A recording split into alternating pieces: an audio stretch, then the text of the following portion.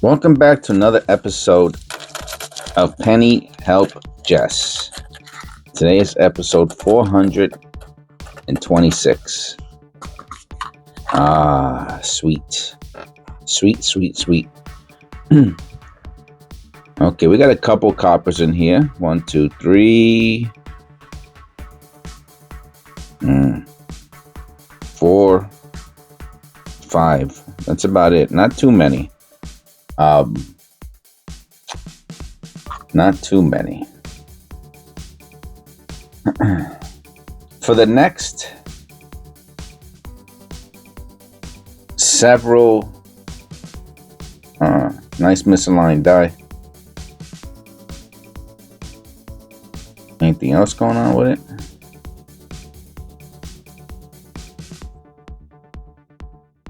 For the next several videos,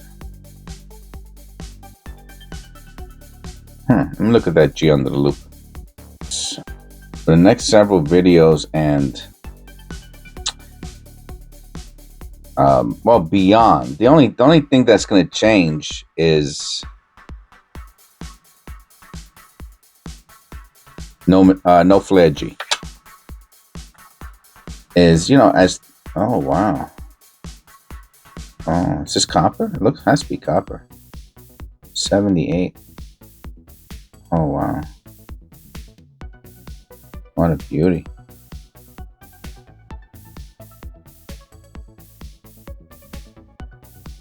What a beauty.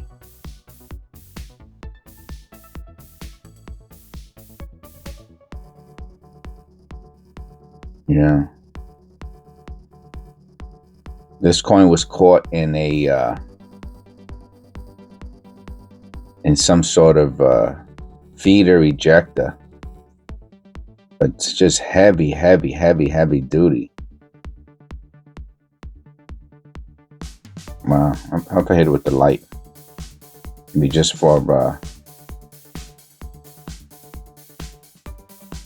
on the back. I actually like the back better. Take a picture of that. Wow. Going to be focusing on some of the more complicated, and then an 82 small date, and if it has that little mark there, it would have been almost perfect. I'm relatively sure this is copper. Wow. Okay. Well, there's going to be more copper in this than I thought. And another copper. Okay. With a lamination error.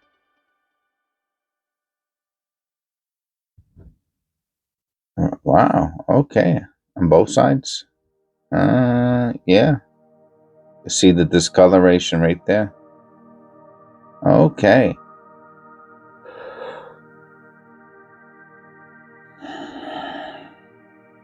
Let's see.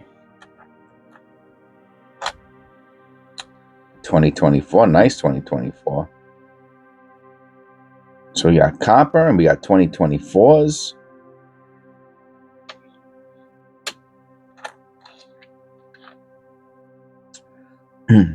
We got a 2017.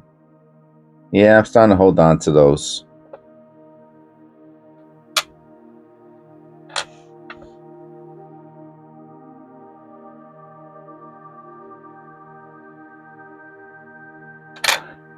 The more complicated definitions of errors, specifically mechanical doubling, die deterioration doubling, and abrasion doubling. Those are, it's. I think it's a little bit more easy to identify true double dies. I mean, you're seeing two images, or same thing with those other major errors. They're just, you don't have to know anything about coins to know that something is really wrong with this coin, and then of course, you just hopefully you don't get ripped off if you know nothing about coins.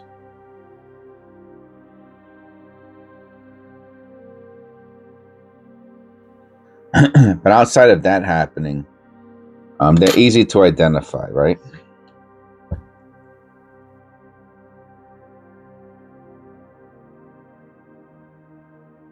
It's all the other errors that are difficult.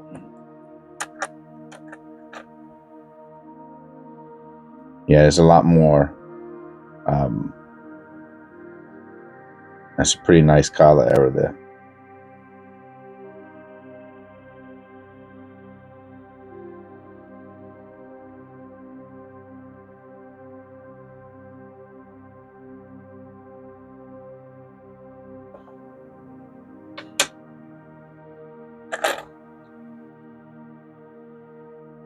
It's very brown. A very brown penny. So that way, those of you who either are more sophisticated will, I'll be speaking more to a higher level for those of you who are on a different level with numismatics. And for those who've been following the channel, we could start to take our coin talk to another level, you know, your learning process to another level. You could be more interactive regarding more sophisticated language and definitions regarding the coins that we're looking at. And for those of you who are new to the channel, it'll give you an opportunity to go back and, you know, catch up. You know, you'll be able to see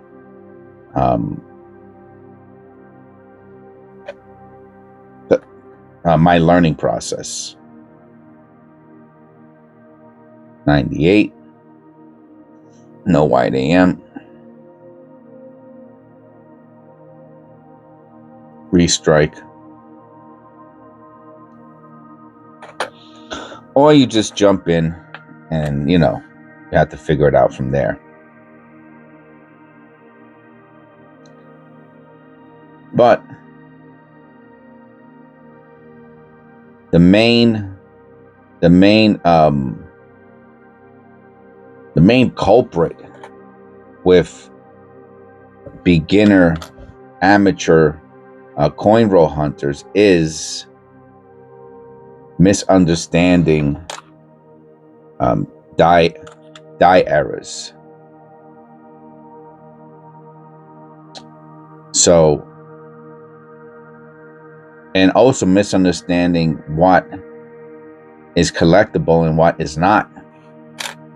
Now, because someone buys something for $5 doesn't mean that the coin community, coin collectors community at large would want to buy that coin, right? So for example, you know, this is a very good example of that.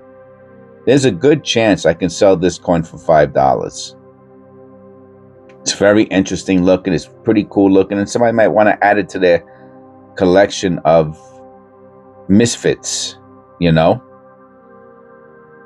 But a coin collector most likely would not want to purchase this coin. There's no way, there's no connection between this and coin era history, right? Because when a coin collector collects a coin, they're connecting what they purchased to what they can find in a book,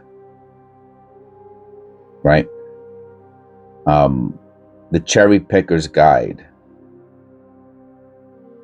and what they can find to online numismatic websites, the nine types of double dies, things of that nature.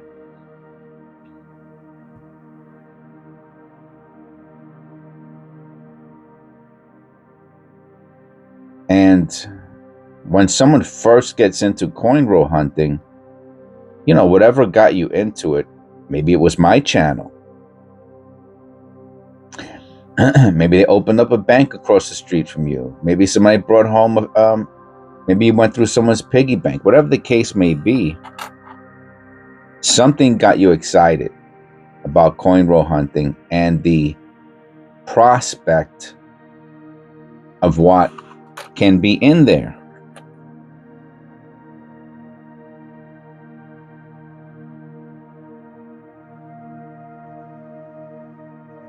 As a result, you started looking through coins, coin rolls, change, and to try to identify what it is you're looking at. And through no fault of your own, your eyes played tricks on you. You saw damaged coins, and you tried to make an educated guess about what you were looking at, but your breadth of knowledge was so limited, or is so limited, that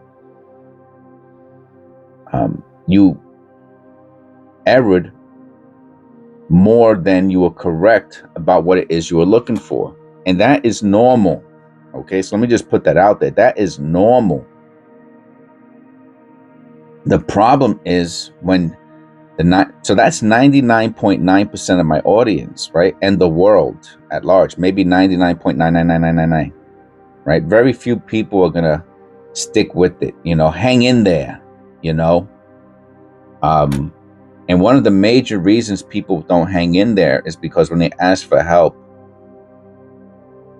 they're criticized, they're made fun of, people are being sarcastic.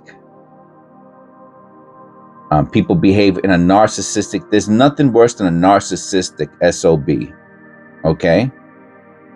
When someone's narcissistic, they are such a turnoff because they're acting like they know more than you, as opposed to a teacher, a rabbi, someone who's there to support you and lift you up. That very, very few people out there are that way, period, for whatever reason.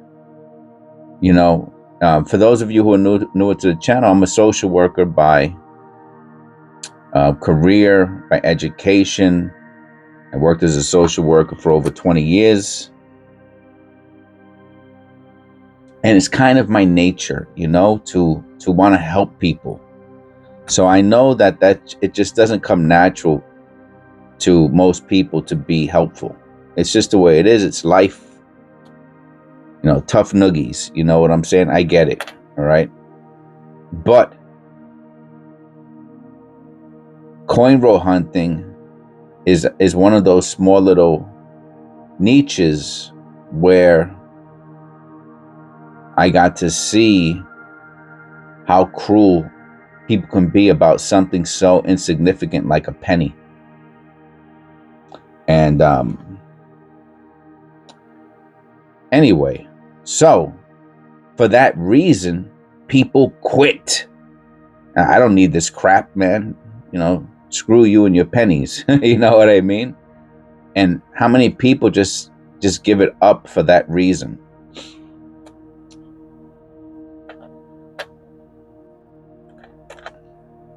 So here on this channel, you could follow along with me in another 2017. You can follow along with the channel. And so the 2017, for those of you who don't know, is the only coin that I know of in history that has a P on it. So for that reason, I saved them. I put them in a tube.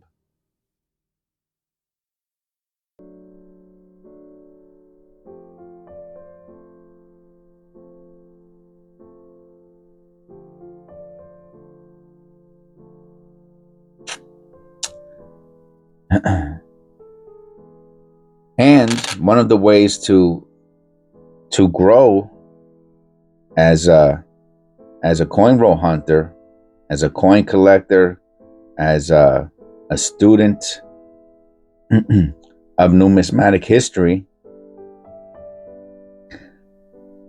is to learn these very, very complicated concepts and definitions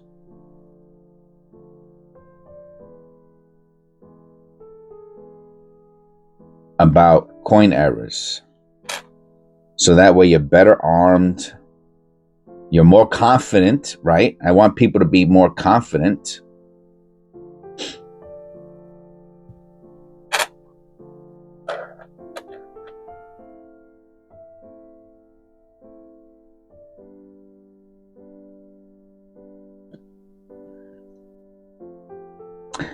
And it will also reduce the noise in your collection. You'll be able to start to separate the things that are valuable versus the things that are less valuable. Not saying that you wouldn't necessarily keep this and put it into a flip, but understanding that's really not, really has no value outside of the novelty, the understanding of, the inquisitiveness about, oh, well, I wonder what happened to this, and and maybe even the coolness of it. It does have a little bit of a cool factor to it, especially on the reverse. I mean, it's almost like a piece of art. How long did it take for this to happen? Those are thousands and thousands of hits on this very small coin. It had to be something small that did that and hard.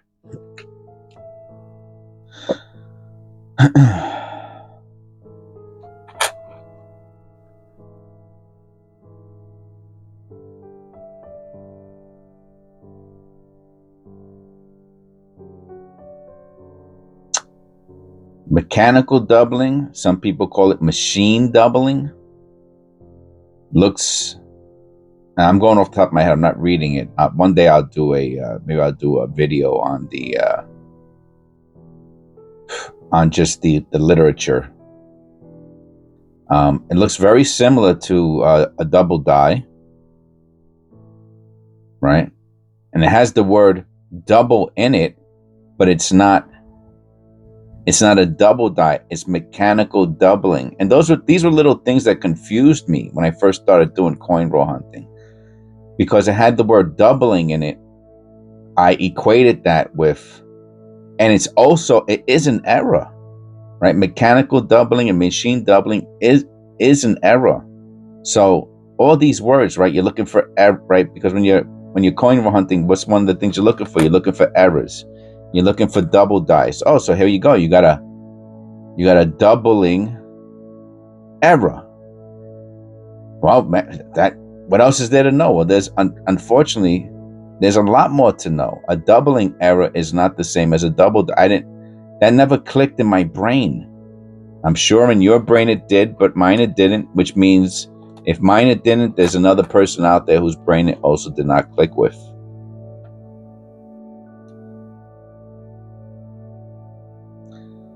So they can look very, very similar,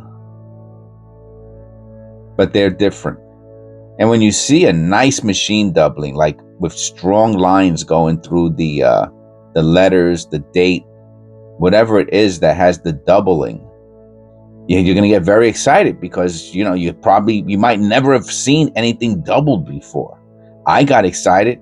I mean, I'm going to say probably 99% of my double dies, excuse me, you see, I did it right there. 99% of the coins that I identified as having doubling are mechanical doubling or die deterioration. 99% of them. 1 out of 100 might be a true double die, or an FS double die. I'm looking for flared G. No flared G. Fortunately, I don't have that many of them. Looking for the extra V. There's a little mark there. I have to look at that under the loop. No extra V. So not the biggest of deals, but we're talking about a long time. I've been doing this for well over a year, and there are certain concepts that are just sinking in. Honestly, because I'm just gonna be 100% honest with you. I had difficulty comprehending the sophisticated information that was presented to me. Meaning,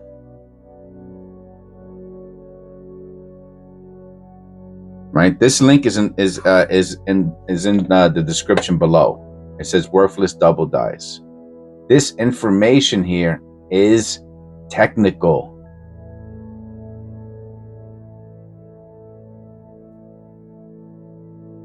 It's not. This is not easy reading. This is not a bedtime book, unless you're that type of person. Now, if you're that type of person, that first of all, you might also have a high IQ, right? So having a high IQ would help with comprehending this. I have an average IQ, so it takes me a little bit longer to understand something that's complicated.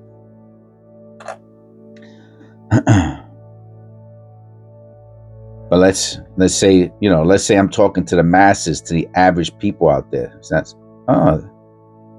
oil? It feels like there's a little bit of oil. I don't know where that came from. Nice 64.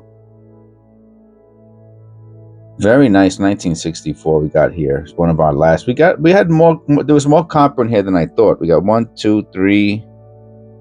Oh, that 82, 4 to 74, 5. Wait, 1, 2, 3, 4, 5. 5 and 5 is 10. This is 11.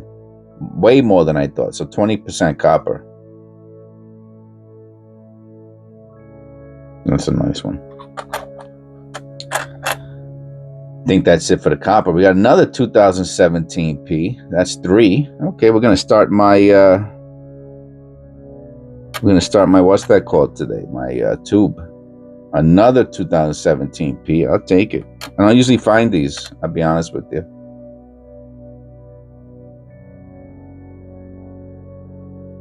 So we're gonna just keep on keeping on with our studies. I'm gonna keep talking about it within the channel. Now, the not fascinating. Fascinating is not the right word I'm looking at. The awesome part, I don't know how many people have put this together in their heads, but if within a year, a little bit over a year, I got to the point of really being able to understand the literature of numismatics, right? Like I could read it now. There's certain things that are a little bit beyond, like I'm not there yet. For example, the positioning of coins. They go by, I don't know if it's military time, where they go the 12 o'clock, this o'clock. I mean, they go super deep, almost like, very, very scientific when they start talking about other aspects of errors. And I'm not there yet, but I will be there eventually, right? I'm on the path, right, to getting there. And how long after doing this do I have like a really solid understanding of numismatics, to the point where I can go to like a coin convention, or I can go to a coin show, and like I can hang, I mean, like I won't, I could like talk to people, and they could say, oh yeah, this and that, and I could, even if it's just having a random discussion with somebody about something relating to coins. I mean, to me, that's pretty cool, at this point in my life, to be able to start learning something new to the degree of having I was gonna say aptitude, and that's another story. Not how many people. I guess there needs to be some aptitude, but being familiar with the material. No wide AM. Well, anyway, I hope you enjoyed the show. Please click like, subscribe. God bless. This is episode 220. I want to say it's 426, right? Yeah, episode 426. And I'll see you in episode 427.